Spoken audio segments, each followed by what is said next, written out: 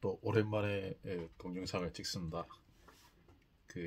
좀 한 30분, 1시간 정도의 영상들을 찍었었는데 했던 얘기들이 의미 전달이 명확하지 않을 것 같습니다. 왜 그러냐면은 영상을 찍으면 내가 무슨 말을 해야 될지 이걸 정해놓지 않기 때문에 자기 생각 속에서의 논리로 얘기를 하다 보니까 많은 것을 건너뛰어 버린 것 같습니다.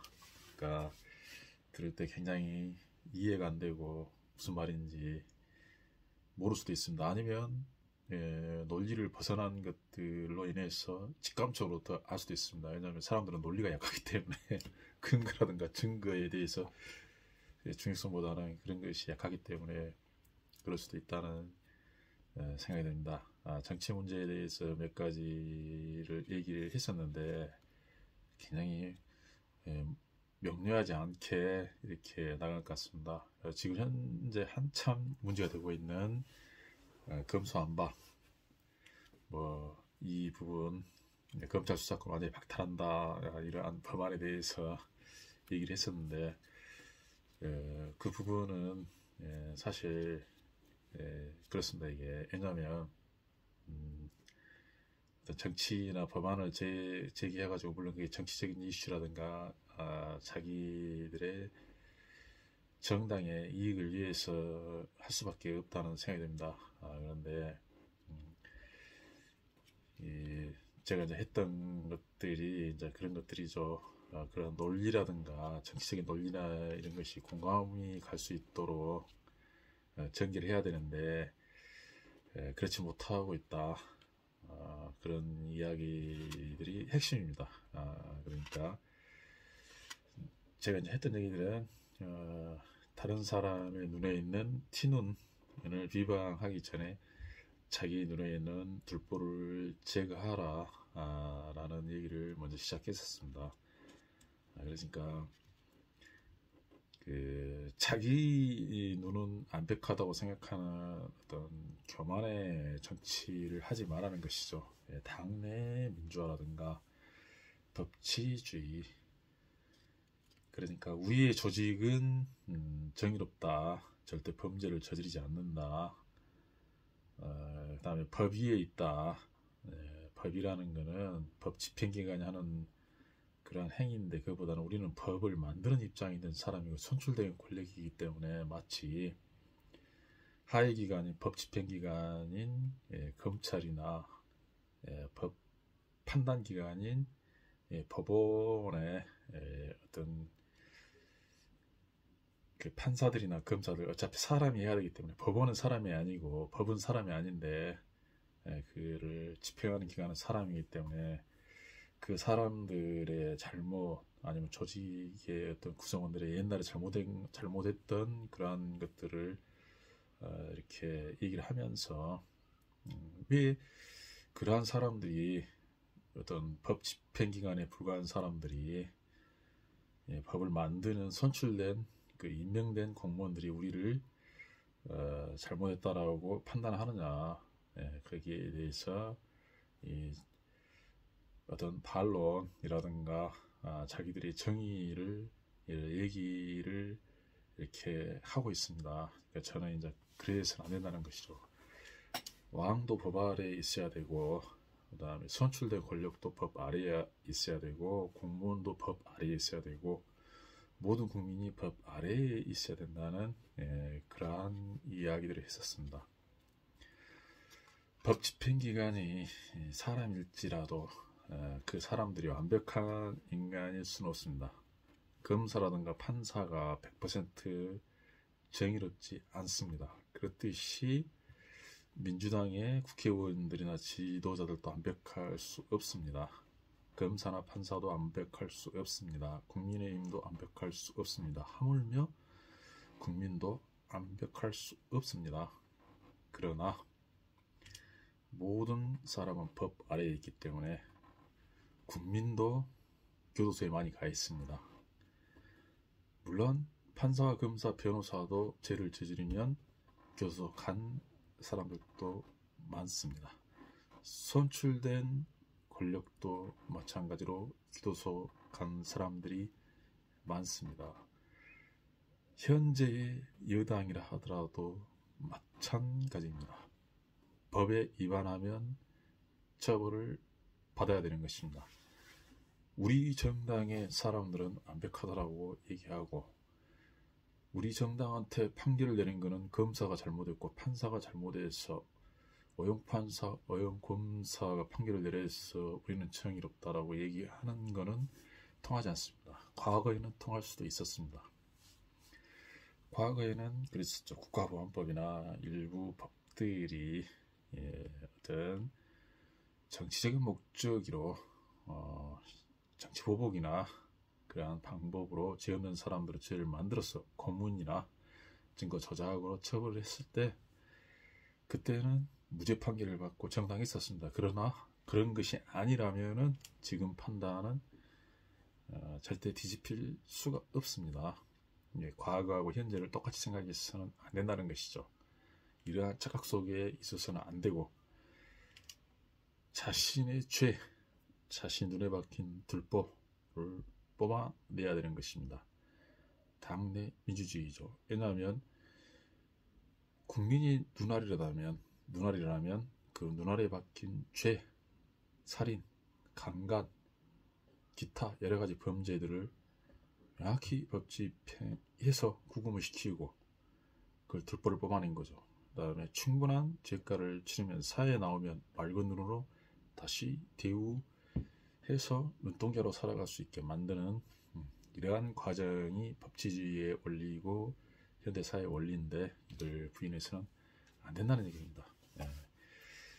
그리고 어떠한 법은 최후의 수단이라고 했습니다. 그러니까 제가 이제 그 전에도 얘기했지만 법은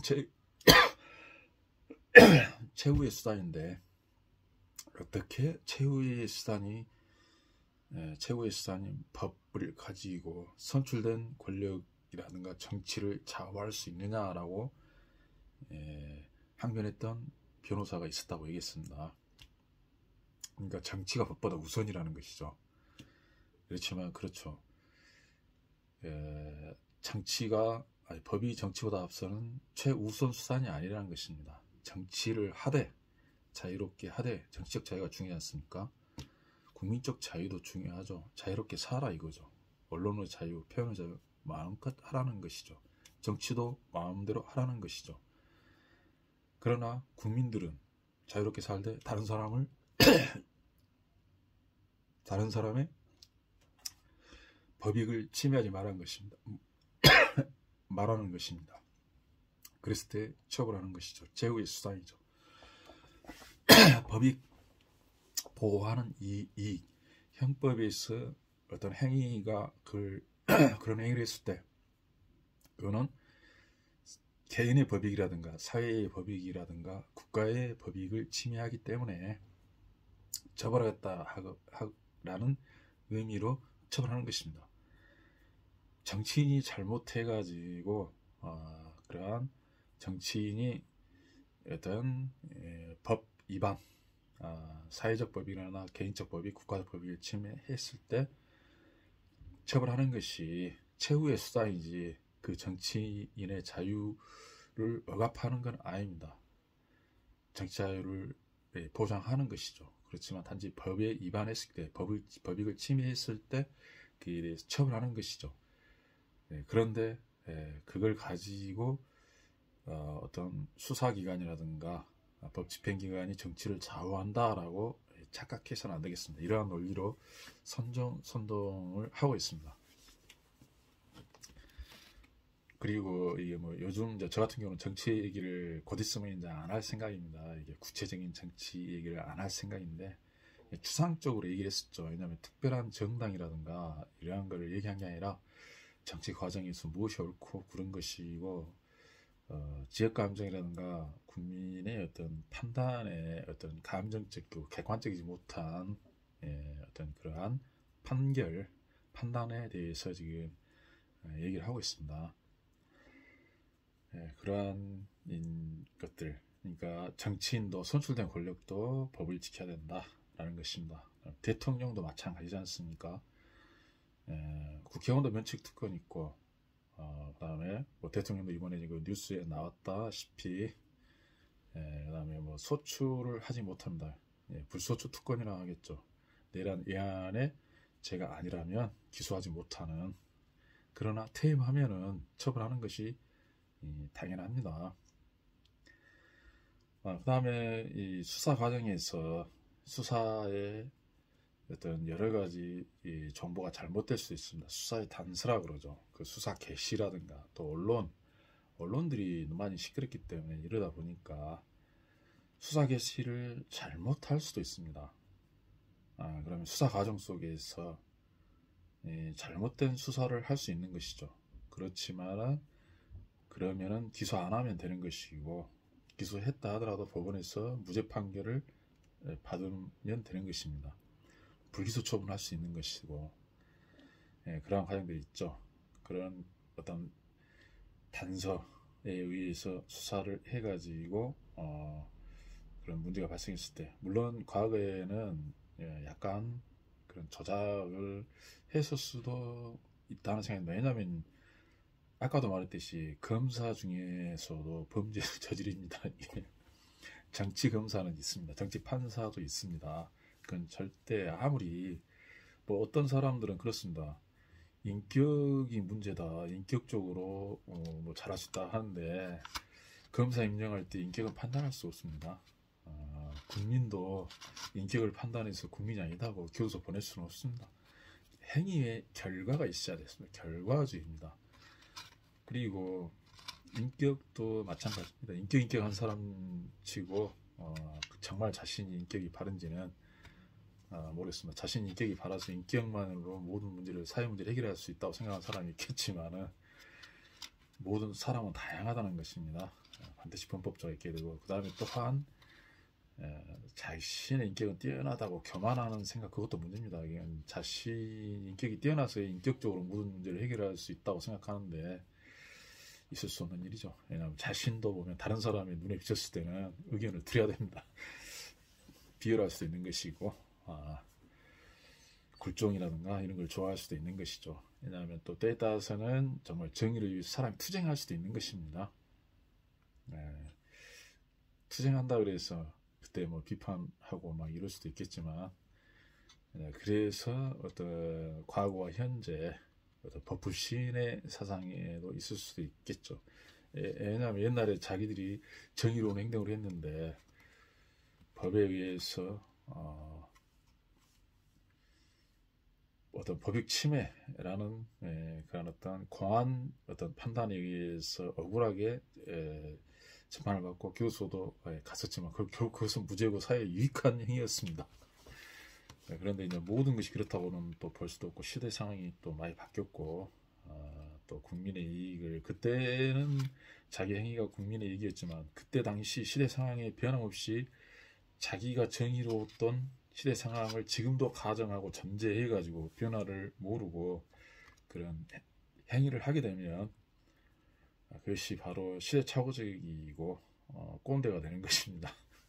그런 부분들도 깊게 항상 성찰을 해야 하는 것입니다. 그리고 우크라이나에서도 좀 얘기했었지만, 우크라이나 같은 경우도 양대 정당이 있었는데 아마도 그럴 것 같습니다. 지향하는 건 친자유 쪽으로 이렇게 했었지만, 결국에는 그 정치인들이 그런 이념이나 이런 걸 앞세워서 자기들 이익을 추구하다 보니까, 집권하면 우리나라처럼 집권하면 국민의 어떤 불신과 비판의 대상이 되어가지고 반대로 이렇게 정권이 넘어가고 계속 이걸 반복되는 어떤 악의 핑퐁 게임. 이 사람이 보를 받으면 악행을 저지르고, 그러면 반대편을 국민이 선택하면 또 이 사람이 보를 받고, 서로 주고받는 이런 악의 어떤 정치 승계, 이런 과정 속에 있다 보니까 그거를 젤렌스키가 비방하는 드라마에 출연해가지고 대통령까지 선출이 됐을 것 같습니다. 우리나라도 마찬가지죠. 이 사람들이 딱 집권했을 때는 그렇게 얘기합니다. 우리가 잘해서 집권한 게 아니다. 상대방이 잘못해서 우리가 이렇게 과반 수익을 획득했다고 말하죠. 그 말을 해놓고 선출된 권력 하면서 다수결로 모든 걸 할 수 있다고 생각을 합니다. 모든 걸 할 수 있다고 생각하는데 그게 객관적이라고 증명이 돼야 됩니다. 그렇지 않으면 이게 국민적 저항이라든가 이런 게 있게 됩니다. 이게 그것이 또 이제 이 과정에서 의회 다수결주의의 이게 우익 독재의 나치즘 파쇼입니다. 그게 파쇼 독재라고 그러죠. 의회 독재라고 합니다. 왜냐하면 자기들이 다수결의 어떤 의사를 가지고 법안을 통과시키는데 자기들의 이익만을 위한 걸 통과시킵니다. 개인을 위한 입법이죠. 법을 만드는데 우리 정당에 누가 처벌을 받으면 이제 과거에는 불체포 특권을 위해서 방탄 국회를 연다고 했는데 이제는 방탄 입법을 하려고 하고 있습니다. 우리를 검찰이 얘들이 감히 선출된 권력의 집행자에 대해서 정치를 좌우하는 집단이 있다. 그러면 너희의 권력을 뺏어버리겠다. 딴 데 줘버리겠다. 그 다음에 얘들이 또 이제 우리가 정권을 놓치다 보니까 이제 정치 보복, 왜냐면 정치 보복이라는 말은 엄밀히 없는 죄를 만들어 가지고 조작해서 공작 수사를 해가지고 이렇게 넣는 건데 있는 죄를 얘들이 수사를 강력하게 할 것 같다 해가지고 그걸 정치 보복이라면서 이걸 막겠다라고 그래서 수사권을 없애버리겠다라고 하는 국민의 어떤 이익을 위한 어떤 이런 게 아니고 국민의 이익을 위한다면은 굉장히 신중하게 법안을 제출하고 많은 사람들의 전문가들의 의견이라든가 외국의 사례를 집합해가지고 시간을 가지고 논의를 하면서 합의를 하겠죠. 합의 과정을 거쳐가지고 청문회라든가 여러 가지 이런 걸 해가지고 법을 만들어야 되는데 막 급조해버리는 것이죠. 그런 게 좀 많았죠. 정의라는 이유로 이런 식으로 좀 제가 보기에는 근데 그렇게 법을 통과시켜도 사실은 문제가 없다고 생각을 합니다. 근데 이제 그런 자기들의 의도 자체가 어떤 정치인으로서 다수당으로서 국민을 대표자로서 해야 되는 행동이 아니다라는 이야기를 했었습니다. 그러니까 그러다 보면 이제 어떻게 보면 칼로 흥한 칼로 망한다라는 얘기를 했었는데 이제 이것이 정말 잘 생각이 됩니다. 정의를 위하여 칼을 든 자는 당연히 칼로 인해서 승리를 하겠죠. 승리의 방법이 문제입니다. 칼로 사람을 찔러 죽인 게 승리냐? 이 말을 했을 때는 그건 아니죠. 칼이 또 우리의 언어, 법입니다. 법 집행. 그러니까 뭐 검사를 무인이라고 하지 않습니까? 칼잡이라고도 얘기를 합니다. 공부도 어떻게 보면 공부가 굉장히 좀 수준에 올랐다, 날카롭다 할 때 날선 날이 섰다라고 막 얘기한 것처럼 예리하다 이거죠. 이렇게 판단이 그런 겁니다. 그런 것이 지금 법이나 말이 될 수도 있습니다. 그러니까 또 칼로 흥한 자는 칼로 망할 수도 있지만 또 보면은 칼로 흥하려는 자는 칼로 망할 수도 있습니다. 이렇게 참면 정말 진리로 흥하기 위해서는 비진리의 칼에 의해서 망해야 되는 경우도 반대쪽으로 역설적으로 생각하면 있을 수도 있습니다. 그런데 이제 일단 우리가 생각했을 때 칼로 흥한 자는 칼로 망한다 할 때는 그 의미가 무엇이냐면은 법은 두 가지입니다. 악법, 잘못된 것, 잘못된 어떤 통치, 잘못된 말, 언행, 법칙, 자기만의 법칙으로 흥하려는 자는 법칙으로 망한다는 이야기죠. 그러니까 자기들의 범죄를 덮으려고 만든 법률에 의해서 오히려 더 크게 당할 수도 있다는 것을 모르는 것 같습니다. 이게 그러면 법에 의해서 막았다고 생각하는데 막을 수 없습니다. 이게 절대 그렇게 되지는 않습니다. 이게 왜냐하면 사적으로 이렇게 되지가 않거든요. 이 조직이라는 게, 수사 조직이라는 게. 그러면 국민들의 지탄이라든가 이런 걸 받고 결국에는 얻는 것 없이 되는 것이죠. 정치라는 것이 어두운 것, 죄를 밝혀서 들불을 밝혀내서 뽑아내는 것입니다. 눈에 박힌 죄를 뽑아내려고 노력하는 게 정치지 않습니까? 정의를 세우려고 이렇게 해야지, 자기들만의 집권이라는 거, 특정 정당, 일당의 어떤 그런 이익을 위해서 정치를 하는 거, 이거는 결론 오래 못 갑니다. 이렇게 사회에서. 그런 측면에서 얘기한 겁니다. 이렇게 특별한 정당에 대해서 비판, 그 정당이 없어져야 한다 생각하지 않습니다. 왜냐하면 인정하는 부분도 많이 있는데 잘못한 부분에 대해서 얘기한 것이고, 그다음에 또 보면은 비상대책위원회, 처음에는 젊은 층이 비상대책위원장을 하니까 저는 걱정을 많이 했는데, 제가 봤을 때는 지금 정치인 중에는 민주당의 비상대책위원장 20대, 그다음에 또 그 젊은 의원들 20대 또는 30대겠죠. 그 사람들이 정치적으로 가장 국민을 대변하고 옳고 바름에 대해서 상식적이고 법에 맞는 얘기를 하고 있다. 그 사람들은 기득권자가 아니고 지켜야 할 이익도 없는 사람들이고 자기들이 정치적으로 옳은 것을 얘기를 하고 있습니다. 그러다 보니까 처음에 민주당이 젊은 층을 뽑는다 하니까 걱정을 많이 했습니다. 이게 너무 지나치지 않는가, 과연 판단이 될 건가 하는 걱정을 많이 했는데, 그들이 지금 586 운동권 세력들, 지금 50대 정치인들의 어떤 법안이라든가 행동을 반대하고 있죠. 자기들이 임명했으면 비상대책위원장과 비상대책위원회의 말을 따라야 됩니다. 그래야 사는 길입니다. 네. 그들이 옳은 말을 함에도 불구하고 듣지도 않을 것 같습니다.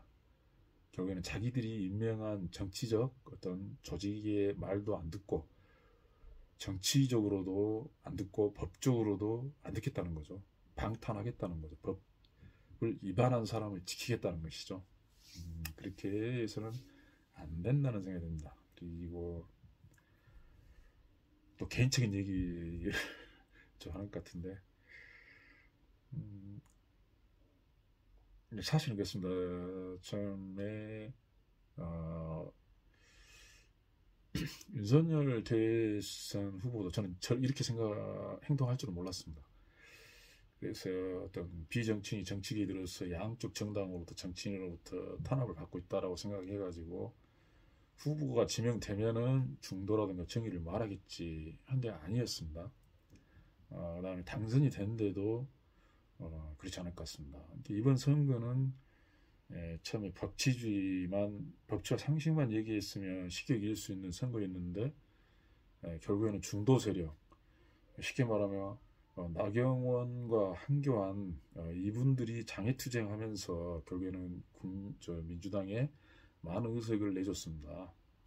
그걸 김종인 그때 위원장과 주호영 의원이 주도가 돼가지고 당 내에서 국회에서 여러 가지 이야기를 하고, 잘못된 점, 정책에 대해서 얘기를 하고, 지역 감정을 해소하기 위해서 내려와가지고 강주를 위한 법안이라든가 5.18 기타 이런 것들에 대해서 정치색이 없이 국민 화합을 위해서 노력을 해왔었는데, 김정인이 쳐버리고 주호영 의원도 이게 아무것도 아니고 이렇게 되다 보니까, 야, 이게 선거를 왜 이렇게 하냐, 그래서 이번에 선거 질 뻔했습니다. 그래서 표차도 별로 안 나온 것입니다.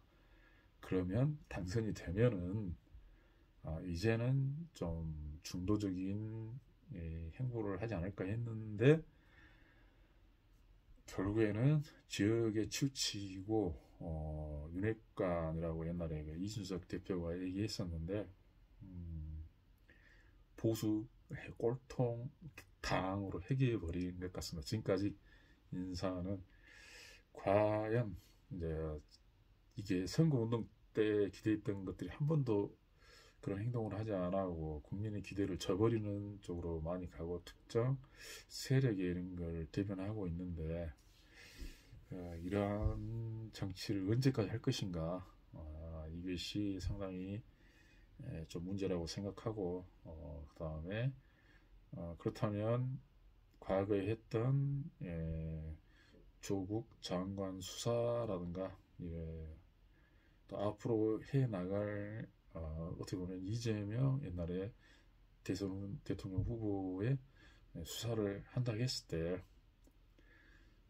지금 현재 윤핵관이라든가 국민의힘의 어떤 장관 임명 과정에서 지금 벌써 발생했지 않습니까? 그러한 수사를 어떻게 할 것인가. 그 다음에 우리 사회가 정말 발전하고 검찰이라든가 이런 게 제대로 섰다면은 물론 검찰이 수사를 마음대로 할 수는 없겠죠. 과잉 수사가 될 수 있기 때문에 그런데 조국 딸 수사를 입학의 부정에 대해서 수사를 했다면은 제가 봤을 때는 제일 먼저로는 첫 번째는 의과대학과 대학원의 입시 과정에서 전수조사를 했어야 된다고 생각합니다. 나는 지금도 조국 장관이나 민주당에서 왜 그걸 주장 안 했는지 모르겠습니다. 억울하다고만 말하면 안 되죠. 왜냐하면 사회가 다 지금 수시모집이나 이런 것을 조미씨처럼 한다고 그래서 자기만 타겟 수사다라고 억울하다고 말을 하기보다는 그게 정말 억울했으면 민주당이 당론으로 지금 다수당이지 않습니까? 그러면 대학 입시에 전수조사를 했어야 된다고 생각합니다. 그래서 낱낱이 다 밝히고 수사를 했어야 된다고 생각합니다. 수사를 하고 물론 수사를 하면 처벌을 해야 되겠죠. 네. 아무튼 처벌이다 보면 사회적 파장이 너무 클 것 같은데 그러더라도 최소한 다른 차원에서 공정한 기관으로 조사를 했어야 한다고 생각합니다. 수사 이전에. 근데 그거를 민주당도 거부하고 그다음에 국민의힘도 거부하고 그다음에 뭐 지금 우리 사회에서 지금 이제 옛날에는 법조인이 좀 그랬었지만 지금은 이제 대학 교수라든가 의과대학 교수들, 의사들이 좀 사회 기득층들인데 그 사람들이 반대했을 거라고 생각합니다. 근데 저는 오히려 조국 장관이 좀 더 강력하게 전수조사를 요구했어야 되지 않느냐. 그러다 보면 이제 제 추측입니다. 이게 예상에 불과하지만 오히려 너무 많은 사람들이 입시 비리에 걸렸을 때 그러면 전부 제적을 시킬 것인가. 이렇게 그러면 조민희 씨 같은 경우도 좀 더 깊게 생각해야 되지 않았었을까, 생각하게 되지 않았었을까 하는 생각이 듭니다. 지금에 발생한 문제가 아니라 앞으로는 그렇다면 입시 제도라든가 이런 걸 우리 사회에 하여튼 기득권자들의 유리한 그러한 제도가 있다면은 이걸 공정하게 바꿀 수 있는 계기를 만들어야 되는데 그것을 위한 사회적 합의는 절대 이루어지지 않지 않는가. 힘 있는 사람들이 좀 자기들 특권을 유지하는 쪽으로 이렇게 하다 보니까 이것은 불가능했지 않는가. 그래서 이제 사회 정의가 쉽게 실현되지 않으려고 합니다. 이게 왜냐하면 이제 너무 많은 특권층이 좀 형성되다 보니까 그 의사를 나머지 결집할 수 없는 그런 서민들이 이겨낼 수 없는 데까지 와 있지 않나 라는 생각합니다. 그리고 뭐 저도 충돌을 이렇게 했었지만 저 같은 경우는 일단은 법률에 위반되면 법치주의이기 때문에 법률이 위반되면 법이 우선이기고 처벌을 해야 되지 않겠느냐 라는 얘기를 좀 많이 했습니다. 그러니까 또 일부 사람들은 조국 같은 경우는 사람이 괜찮지 않느냐, 저는 이제 뭐 청문회 이런 데서 거짓말하지 않았냐 이렇게 말을 했었지만은 또 어떻게 다시 생각해 보면 뭐 국민의힘에 많은 정치인들과 조국을 비교했을 때 오히려 뭐 조국 이분이 인격적으로나 품성으로나 그분들보다는 못한다는 생각을 하지 않습니다. 온순하고 얌전하고 말도 정중하고 또 가족을 아끼는 마음이라든가 충실한 그런 모습들, 그다음에 특히 또 뭐 여성 편력이나 이런 관계도 없고 또한 과거에 투쟁할 때 인생을 포기하는 산업에 물론 공산주의하고 관계되는 일이었지만 거기에 대해서 정말 인생이 끝나는 이러한 과정도 겪으면서 그걸 인정하지 않는 건 아니죠. 그러니까 뭐 비방을 한다 그래서 그 뭐 사람 전체 인격이나 품성을 비방한 게 아니라 어떻게 보면 우리나라 정치에 대해서 미래라든가 현재를 위해서 정말 바른 관념으로 법치주의를 실현해야 되지 않느냐, 그러한 어떤 생각 속에서 그래야만 우리가 발전하지 않느냐, 사람 중심이 아닌 객관적인 법질서, 법집행의 어떤 형평성으로 가야 되지 않느냐라는 차원에서 하는 얘기입니다. 그 운동권들은 제가 봐도 지금 항상 제가 비판했지만은 그들이 제일 괜찮다고 생각합니다. 과거에 용기도 있었고 정의라든가 뭐 어차피 저 같은 경우도 그 운동권에서 뭐 학습을 많이 하지 않습니까? 뭐 책도 좀 보다가 좀 안 받고, 그다음에 뭐 기타 그런 어떤 집회라든가 이런 거 여러 것에 많이 참여됐을 거 아닙니까? 네, 제가 생각이 틀려가지고 안 했었지만 그런 점에서 우리 사회에서 상당히 굉장히 좀 열정과 정의로 마음이 있었다는 생각이 듭니다. 네, 또 그 시대에 어떤 과제가 해결되고 또 국제 질서가 변화했을 때는 그 변화에 맞는 정치 때문에 어떤 그 정치 과정이라든가 그 세상을 바라보는 어떤 또 객관적인 어떤 시각이나 이런 판단이 과거에 집착해서는 안 된다라는 차원에서 비판하는 것이지 절대 인간적으로 비판하는 건 아니었습니다. 그러니까 그런 것들, 그런 차원에서 하는 얘기였지 이 정치 편파적이고 치우치고 그런 점들은 절대 아니었다는 점. 그다음에 정치 때문에 우리가 지금 정치 얘기를 많이 해야 되는데 못하는 이유들, 이런 것에 대해서 우리가 서로 다름을 인정할 수 있는 자세, 객관적으로 판단할 수 있는 자세, 또한 그 역사라든가 이런 정치 과정이라든가 법률에 대해서 노력을 해가지고 약간 지식을 높여서 충분한 대화를 할 수 있는 그런 역량을 키워가는 이런 것도 필요하다고 생각합니다. 아무튼 지금은 켜고 이렇게 막 즉흥적에서 얘기하다 보니까 이야기들이 약간 좀 논리가 많이 생략되고 파격적으로 막 뛰어넘는 것들, 장면 전환 막 이런 게 너무 심한 것 같습니다. 이런 거는 나중에 저도 제가 힘이 생기면 생활을 좀 정리 좀 하고, 원래는 올해부터 본격적으로 뭔가 해보려고 했는데 아직도 아닌 것 같아서 이제 언젠가는 논리를 세워서 얘기할 수 있는, 계획 속에서 말할 수 있는 어떤 계획표대로 움직이는 즉흥적이고 그런 것이 아닌 이야기들을 풀어가도록 하겠습니다. 지금은 부상의 재활 약 한 19년, 20년 거의 방치됐던 제 이 발바닥과 아킬레스건과 하여튼 이 밑에 관절, 무릎 여기가 이제 많이 약화되고 하다 보니까 골반도 틀어지고 척추 틀어지고 해가지고 또 이걸 막 바로 잡으려니까 많은 통증을 느끼고 있습니다. 이게 쉽지가 않을 것 같습니다.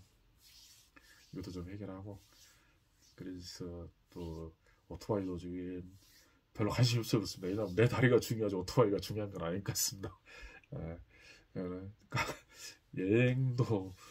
여행보다 내 다리가 더 중요한 것 같습니다. 지금은 타면 기분은 좋아지지만은 그게 아니고 내가 고통스러운 일이지만은 이게 뭐라 하죠? 이렇게 내 몸을 향상시키는 이것도 너무 등한시하고 너무 얘를 이렇게 한쪽으로 치우치다 보니까 너무 무시당하지 않는다 그런 생각이 들어서 일단 몸을 바로 세우고 저 힘을 키우려고 그런다.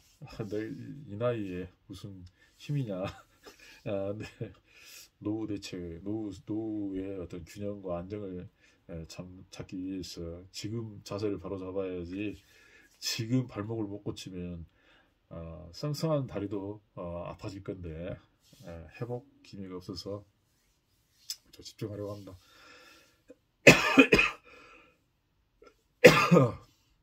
시원하게 창문을 열었더니 기침이 나온 것 같습니다.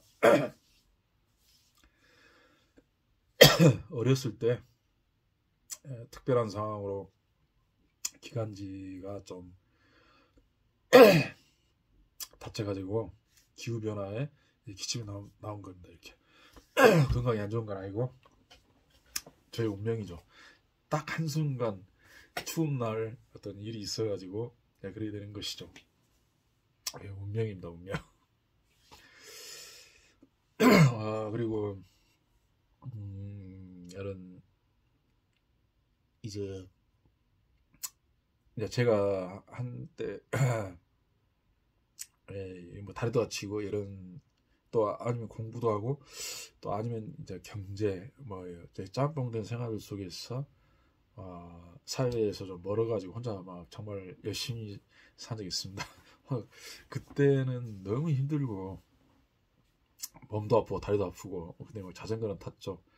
잠도 못 자고 막 얼굴도 붓고 근데 막 그때가 정말 좋았을 것 같습니다. 그때 나름대로 뭐 잠을 못 자지만은 잡혀 있지만은 이제 시간이 또 있다 보니까 성경책도 그때 굉장히 많이 읽었을 것 같습니다. 그러니까 그때는 정말 행복했었죠.